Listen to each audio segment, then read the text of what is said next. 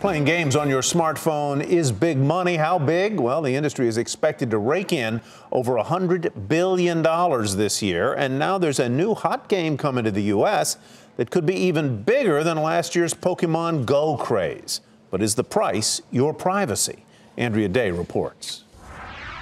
We've got big things planned. Not long before their new game drops in the U.S., and founders are hoping that Snatch is the next Pokemon Go. The response in the UK is amazing. The gaming market expected to top $130 billion by 2021. We're using the latest technology in augmented reality and geolocation. They call it a virtual treasure hunt.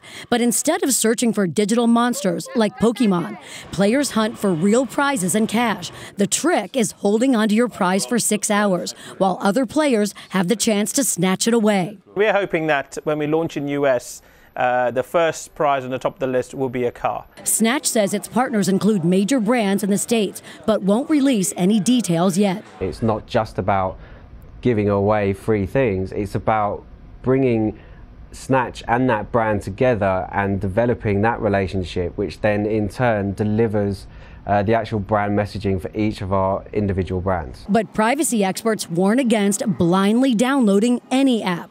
Attorney Alex Urbelis.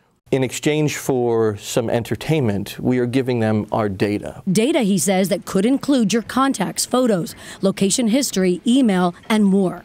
These social networks and these social applications are collecting an enormous and exponentially larger amount of data than any active intelligence agency in the world would arguably collect on people. And he says most have no idea how that data is being used or secured. I'd be more interested in learning from Snatch what they will not do with my data, rather than what they plan on possibly doing. According to Snatch, a new privacy policy is in the works for the U.S. launch, and data is only collected to make the gaming experience better. We don't give any of our data out to any of the brands that we work with. Beyond privacy, former LAPD chief Michael Downing says that gaming apps like this are a concern for law enforcement. If they're put in the hands of the adversary, they could use them to identify where large groups would gather. I think parents ought to be oriented to what the possibilities and potentials are of luring kids to certain locations. And he says the big thing to tell kids is to watch your surroundings and don't keep your head buried in the phone.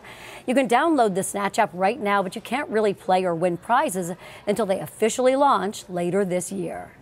For a Nightly Business Report, I'm Andrea Day.